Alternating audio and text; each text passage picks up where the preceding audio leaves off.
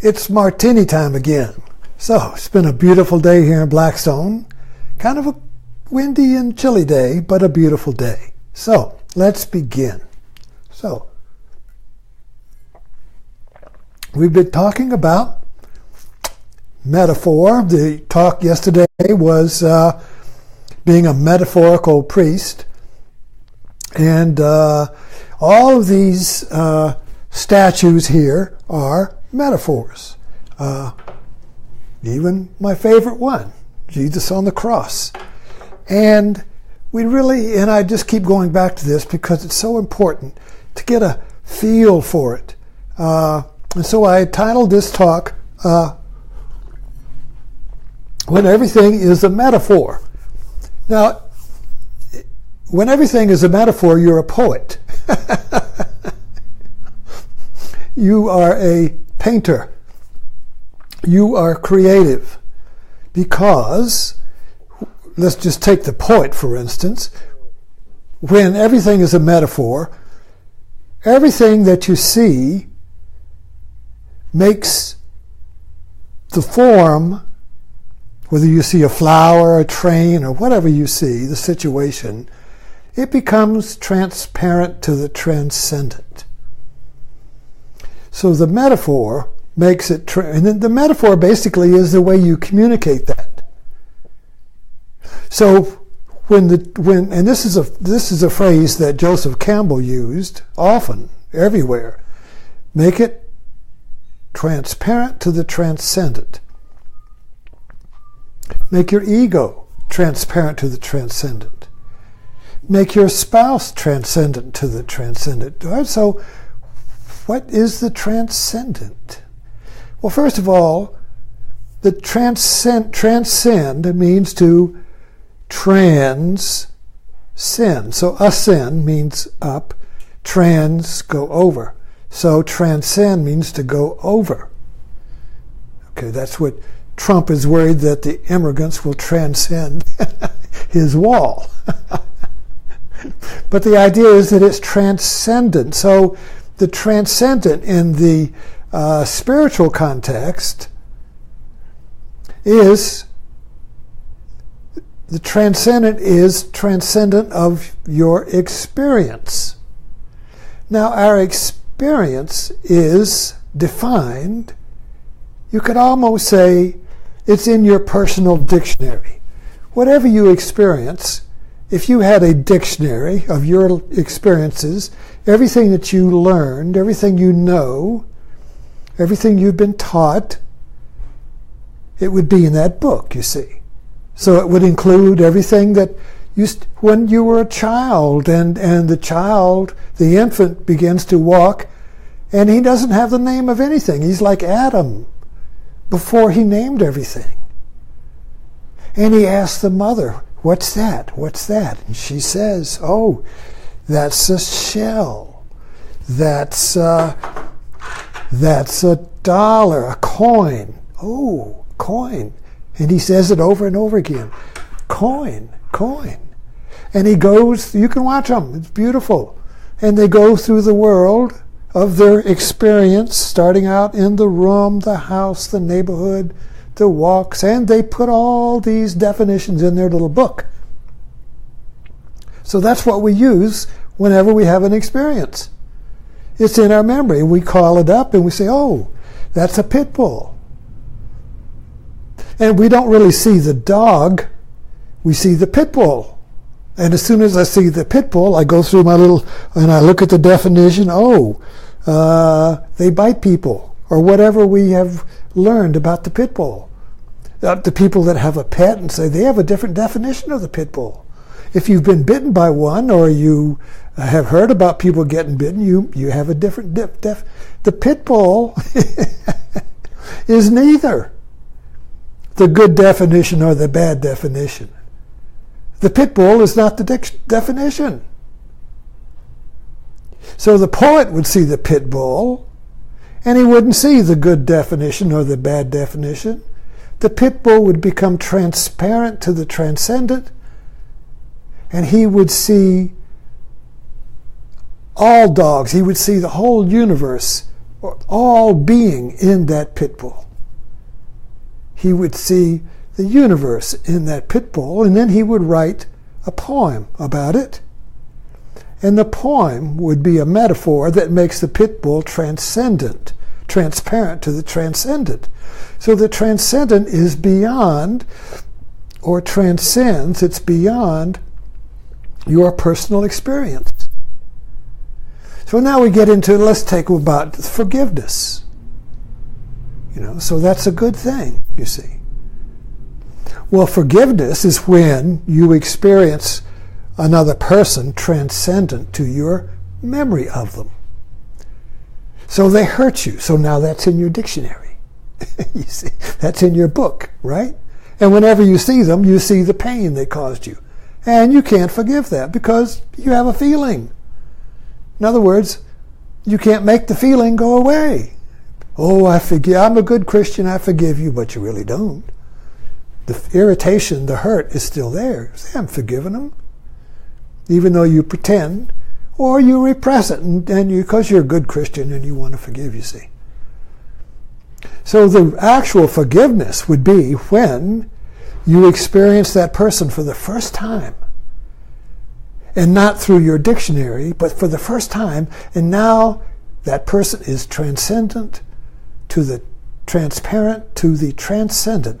And the transcendent then is potentiality, is the full potential of that being, liberated from the definitions we have given it. You get a little gist of what I'm trying to point to here?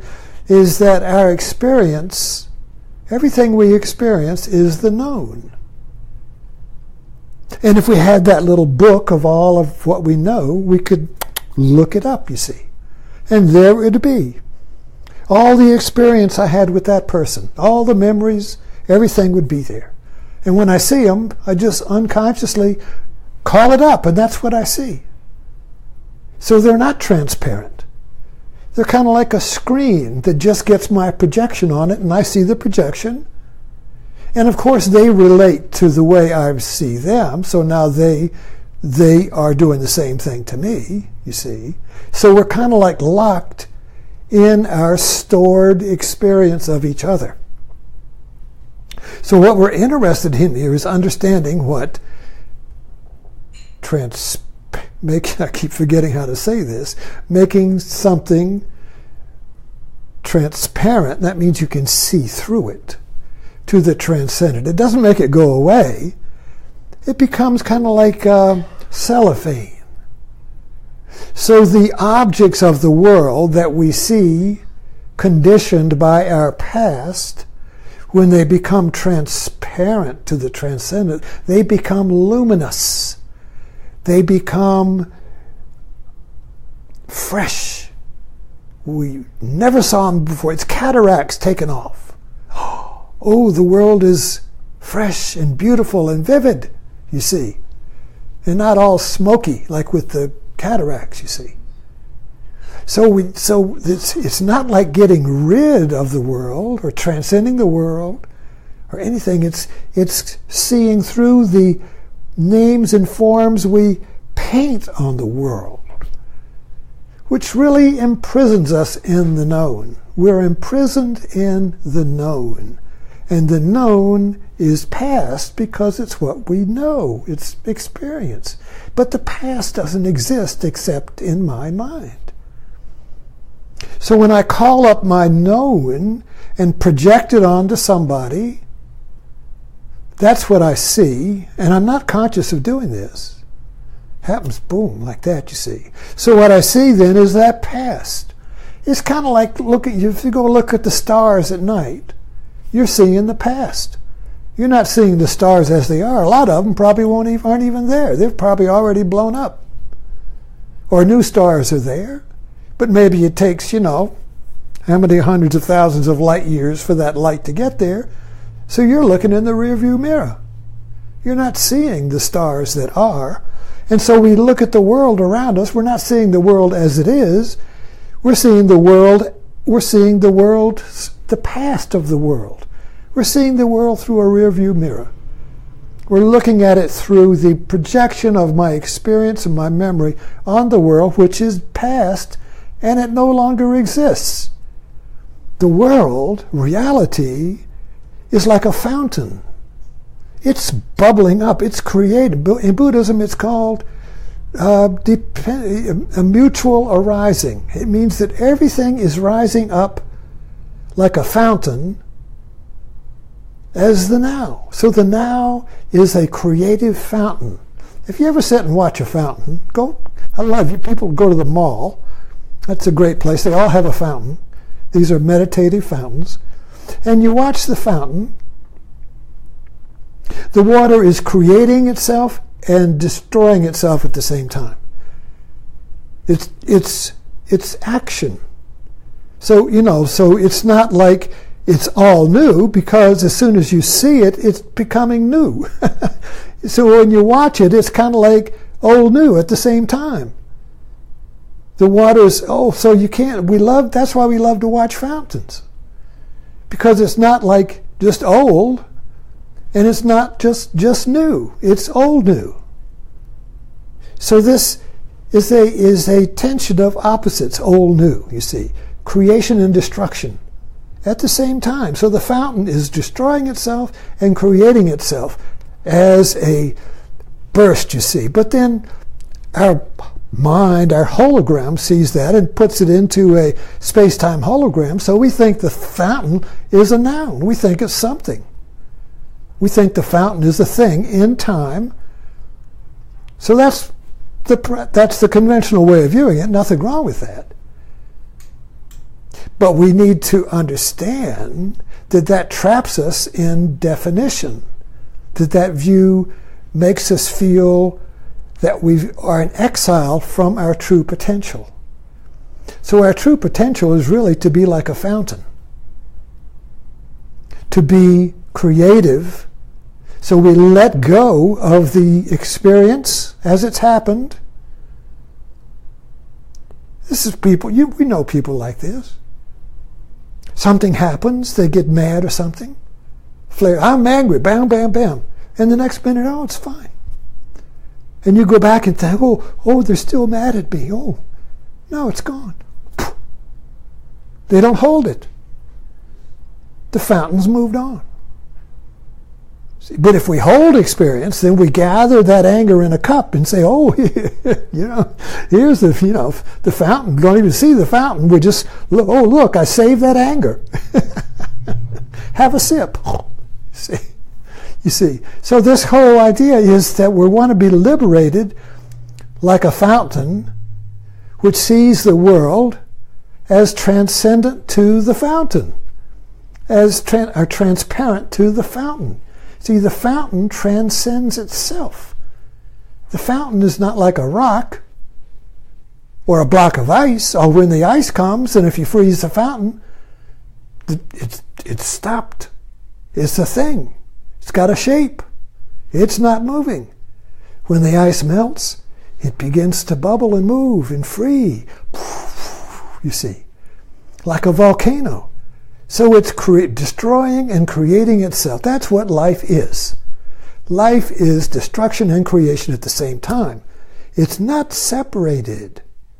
But when we put it into our mind and our book of experience, we separate it.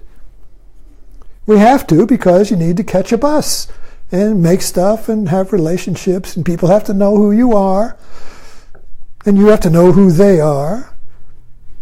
You see, nothing wrong with that. But what is wrong with it is that in our culture, that's the only view. That's the only way we think we can see the world. And so then the artist, we think, they're really special.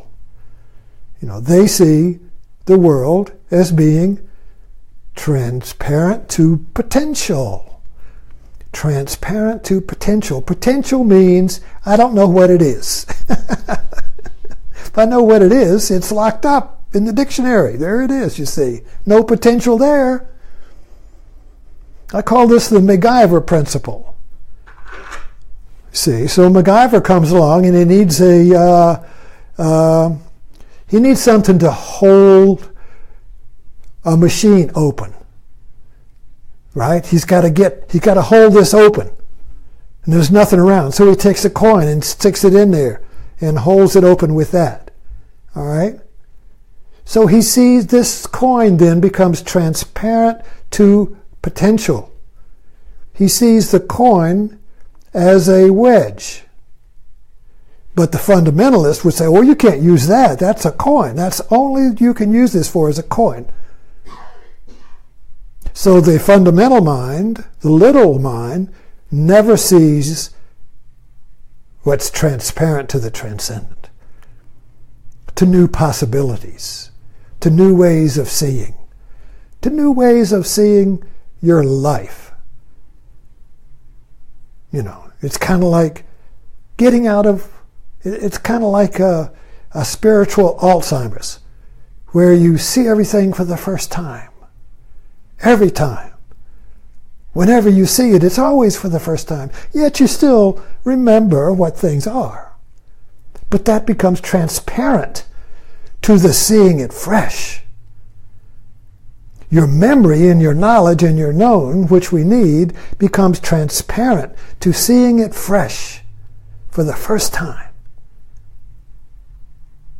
You see, that's what we're trying to find here. That's what we're looking at. Thanks for dropping in. Thanks for dropping in.